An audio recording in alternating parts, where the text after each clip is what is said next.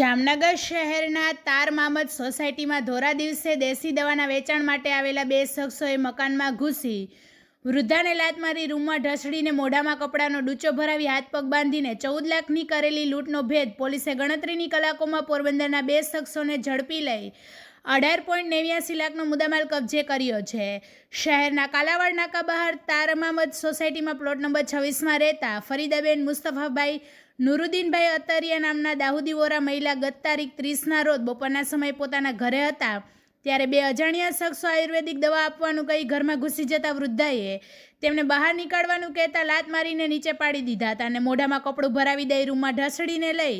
હાથ પગ વડે દોરી વડે બાંધી દીધા હતા અને જે બાદ તિજોરીઓ ચાવીથી ખોલીને રોકડ રૂપિયા 1 લાખ, સોનાનું બિસ્કિટ 10 તોલાનું, 5.50 લાખ, સોનાની બુટ્ટી 28,000, સોનાની બે ગીની 12,500, સોનાની બંગડી 4 જેની કિંમત 6.60 લાખની અને વૃદ્ધાના ગળામાંથી 12 ગ્રામનો સોનાનો ચેન જેનો 55,000 મળીને કુલ 24 તોલા અને 4 ગ્રામ સોનું અને રોકડ રૂપિયા મળીને કુલ 14,07,500ની લૂંટ કરીને નાસી છૂટ્યા હતા. જે અંગેની સિટી એ ડિવિઝનમાં પીઆઈ નિકુંજસિંહ ચાવડાએ જુદી જુદી ટીમો બનાવી કમાન્ડ કંટ્રોલના સીસીટીવી કેમેરા અને હ્યુમન સોર્સથી પોરબંદર નાસી છૂટેલા હિતેશ પ્રેમજીભાઈ હોડાર અને ધાર્મિક હરીશભાઈ વરવાડિયાને ઝડપી લીધા હતા અને તેના કબજામાંથી સોનાના દાગીના, રોકડ 70,000, બાઇક અને 2 મોબાઈલ ફોન મળી 18,89,372નો મુદ્દામાલ કબજે કર્યો છે. અને લૂંટારાઓ નીચેના રૂમમાંથી લૂંટ કરી ઉપરના રૂમે જતા હતા ત્યાં વૃદ્ધાના પુત્રવધુ અને પૌત્રો હોય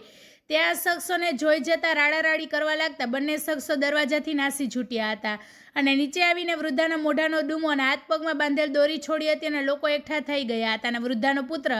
દુકાનેથી આવી ગયો હતો અને વૃદ્ધાને સારવાર અર્થે હોસ્પિટલ ખાતે લઈ ગયા હતા. લૂંટના બનાવની જાણ થતાં પીઆઈ નિકુંજસિંહ ચાવડાએ 12 પોલીસ જવાનોની જુદી જુદી 3 ટીમો બનાવી હતી અને કમાન્ડ કંટ્રોલના સીસીટીવી કેમેરા ચેક કરતા આરોપીઓ બાઇક લઈ પોરબંદર નાસ્યા હોવાનું જાણવા મળતા પોલીસે રાતોરાત બંને શખ્સોને ઝડપી લીધા હતા. લૂંટનો બનાવ બન્યો ત્યારે વૃદ્ધા ફરીદાબેન નીચે રૂમમાં તેમજ દીકરાની વહુ ફાતેમાબેન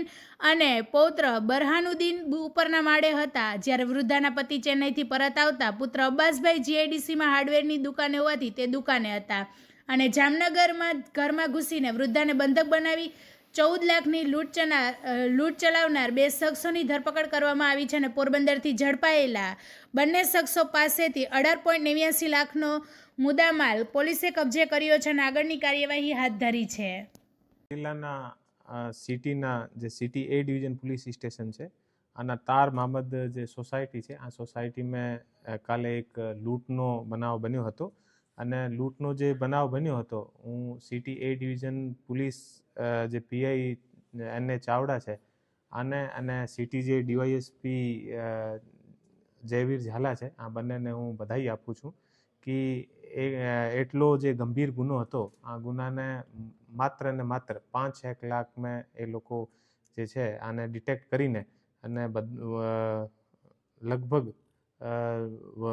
વધારેથી વધારે મુદ્દામાલ એ લોકો કબજે કરી લીધો છે. આ જે સિટી એ ડિવિઝન પોલીસ સ્ટેશનમાં જે લૂંટનો બનાવ બન્યો હતો આમાં જે ફરિયાદી છે આનું નામ ફરીદાબેન છે અને ફરીદાબેનના ઘરે કાલે 2 માણસ આવ્યા હતા અને આને દવા આપવાનું કહીને અને પછી એને ધક્કો મારી દીધો હતો અને આને અને આની પુત્રવધુ જે ઘરે હતી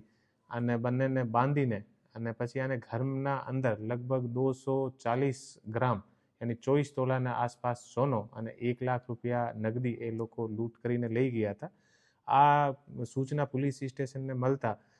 પોલીસ સ્ટેશનના પીઆઈ અને બીજા સિનિયર અધિકારી તુરંત આ જગ્યા ઉપર પહોંચીને અને આખો જે જગ્યા છે આનો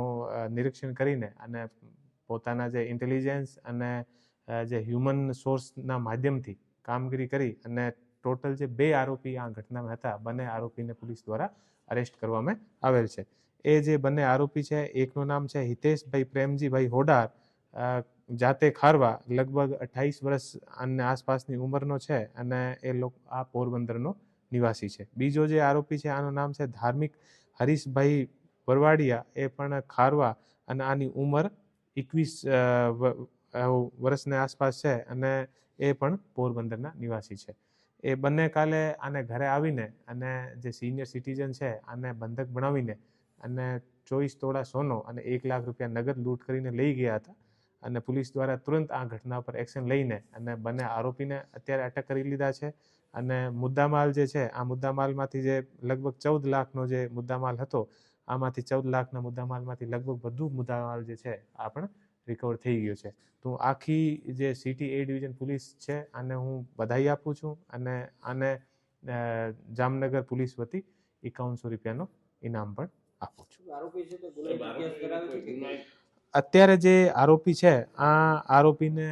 વધુ તપાસ આની ચાલુ છે અને કઈ પોલીસ સ્ટેશનમાં અમે ઈ ગુજકોપ અને બીજી બધી જગ્યાએ આનો સર્ચ કરી રહ્યા છે કે શું એ અગાઉ કઈ ગુનાઓમાં એ લોકો સંડાવેલ હતા. આ વધુ અત્યારે તપાસ ચાલુ છે અને તપાસમાં જે વધુ વિગતો અમારે સામે આવશે એ હું પ્રેસ નોટ માધ્યમથી આપને અવગત કરાવીશ.